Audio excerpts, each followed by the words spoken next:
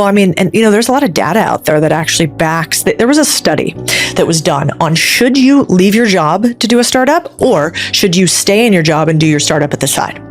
And what the data tells us from hundreds of individuals that went through this is you have a 33% higher likelihood of your startup succeeding if you have an income source while you're doing it. Because we make better decisions when we're not in flight or fight, when we can actually sort of downregulate. You know all about this. Thankfully, there's so many tools like What You Do that teach people how to downregulate, and sometimes you can't control it. But if you can control that your decision making is better by keeping an income source, oh my gosh, why wouldn't you? Because being a CEO is really, in my opinion, it's like three things. If you want to be a great CEO, it is number one, you have to be able to sell a dream so big that other talent wants to come alongside you. They think that their vision is bigger under yours.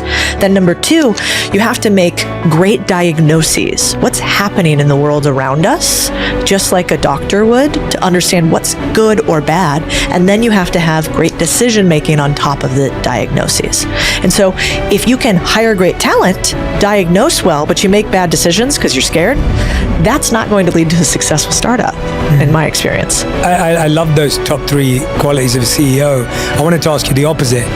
What allows an employee to be great and to make more money as an employee? If you want to make more money as an employee, number one, you have to understand how much money you make the company today.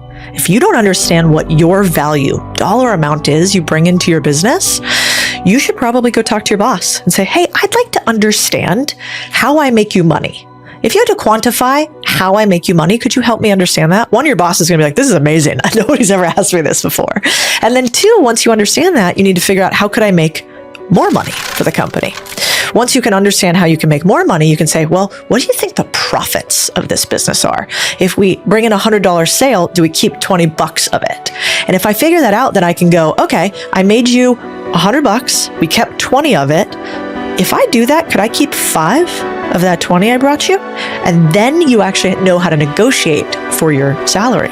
And a lot of times this isn't always possible if you're in a big corporate job, but more often than not, there is money available for those who understand how to ask for it because they've earned it. I love that. That step-by-step process is so brilliant because you're so right. If someone ever came up to me and said, how do I make money? And how do I make you more money? Yeah. Oh my gosh, it's like the best thing ever because it's so often not thought about.